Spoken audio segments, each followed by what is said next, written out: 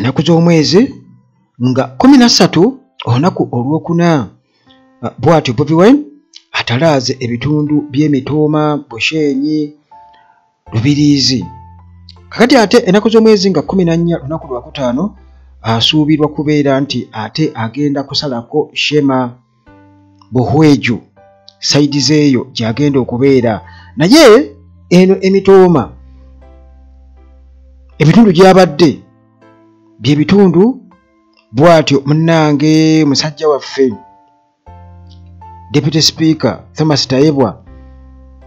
ebitundu byeyo gyasibuka era gyakiikira mu Palamenti era gye yasala amagezi gonna olukujjukujju lwe yasala okuyitawo unopposed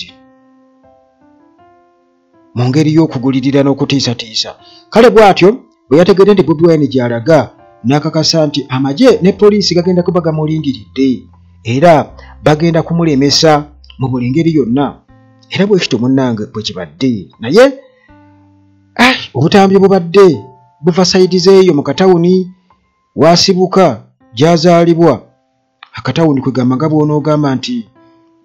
wali waffe ku bikondo empigi wali ng'abantu masabbuuni, sukaali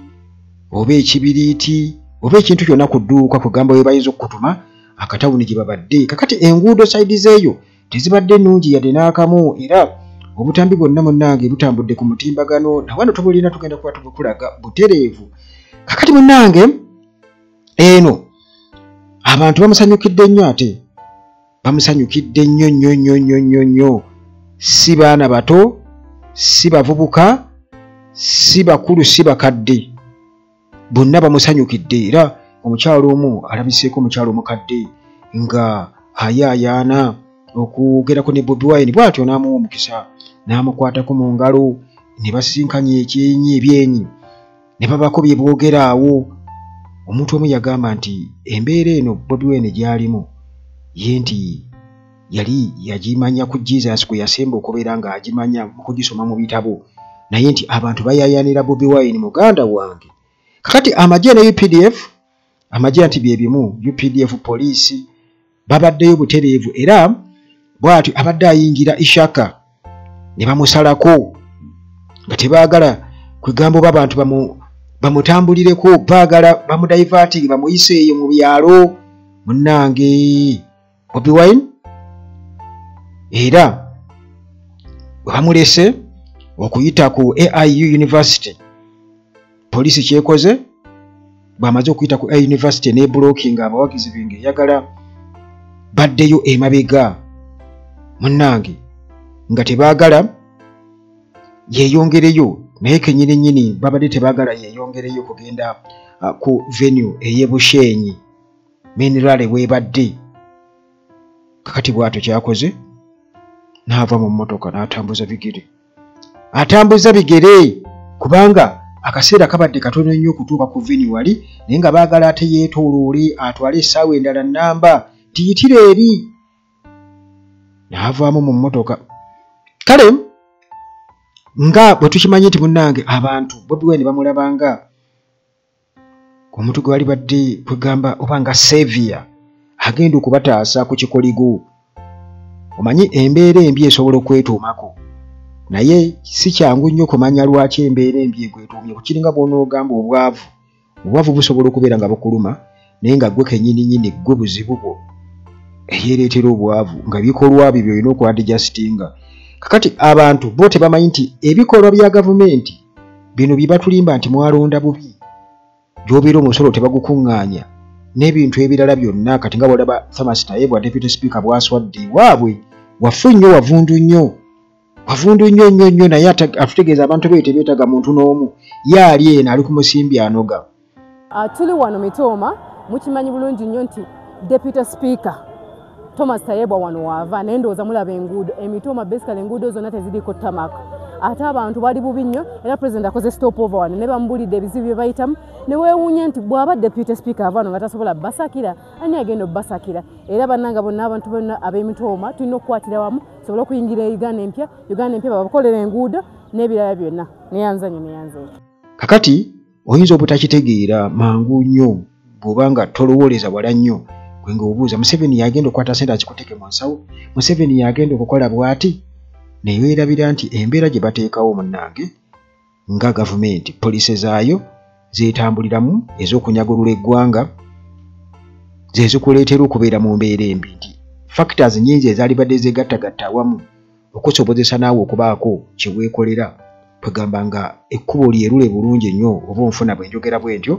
nti naawe osobole kwegamba katugeze singa oba olina akaduuka ka retail shop nti bwe baba tebasasula bantu ssente katugeze abakozi ba gavumenti tebafuna ssente mu budde oba bafuna ssente entono nnyo oba abakola mu bitongole nabo oba nga mu zi factories bafuna obusente butono nnyo kitegeeza nti sales zo zigenda kubeera wansi kuba abantu tebalina ssente oba okitegeera muganda wange sales zo kitegeeza mu saturation ssente zigenda kuba ntono kubanga emirimu egivaako ssente tegiriiwo wabula bano abazifuna mu sisitimu eno abaziteegera eno mu sisitimu ne bazinoga obuweereza ne butatuuka ku ffe bo be babeera bafunamu nga bola batayibwa n'abalala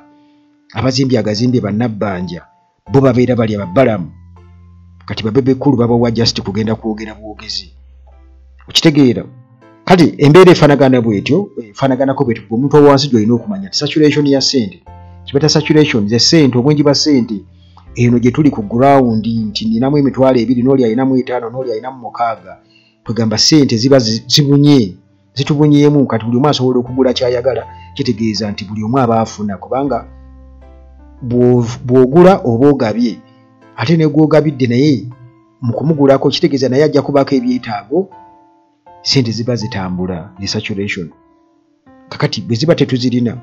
tujja kubeerawo ku ludo tunyumye oba ngende kaduukako tukube emboozi lwaki tompalayo ku sukaali bwe bityo nga naawe ate gy'omujja beetaaga ssente okitegeera kwekkaaba amaziga simanyi oba mwekitegedde bannange kakati munnange Bobi Wine nga bwe nkutegeezezza nti abantu gyozitwala mu nvubuka eyali ku ccupa yavaayo okujja okulaba Bobi Wine kakati ate era ebyo byali mu Northern Uganda ndowooza omuvubuka eyali ku ccupa kakati ate era mune mu Western Uganda omusajja abadde omulwadde ayitibwa Nasa Twijuke bw'atyo munnange bamuleetedde ku kitanda kubanga atasobola kutambula ndowooza kubanga kirabika ndowooza ne mu ddwaliro bamutwalayo butwazi ndowooza kati bamujjanjabira waka kubanga baamukuba essasi mu mugongo ng'alina emyaka ndowooza 20 baamukuba essasi mu mugongo 2013 nakati lyamulemeramu kyokka abaamukuba tebaavunaanibwa tafunanga bwenkanya musajja wattu ali awo ku ndiri kuva 2013 ali awo ku ndiri yakamalako emyaka emeka olowooza ndowooza emyaka 12 ng'ali awo kakati omusajja ono bw'atyo ategeezezza nti alina muwala we be batudde P7 omwaka guno be batudde ne Bashuraim naye atudde P7 kaakati muwala we bambi abantu b'okukyalo be bamuyambako tewaliiwo kugamba nti oba programs ng'ezo tutuwulira nti bagaba zibbasale bakola batya teri kakati omwana we bw'atyo munnange abantu basobodde okubeera nga bamulabire n'okumuweerera paka P7 era ng'agamba ayagala nkyukakyuka akakasizza njagala nkyukakyuka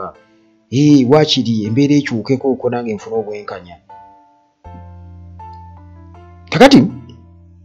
Bobi Wine amuwadde flag abantu amu basese naye ebyo tujja biddira mu mboozi yaffe eddako awuteekawo asimbawo akati awo lwaki amuwadde flag babadde basuubira nti agenda kukwata mu nsawo amuwe ssente Bobi Wine si musiru kaakati atuli mu campaign kakati munnange bw'atyo omusajja wattu alabise ku ndiri awo ng'ali bubi bamukuba essasi mu mugongo ne kati tikyamulimu abeeyo balima amajaani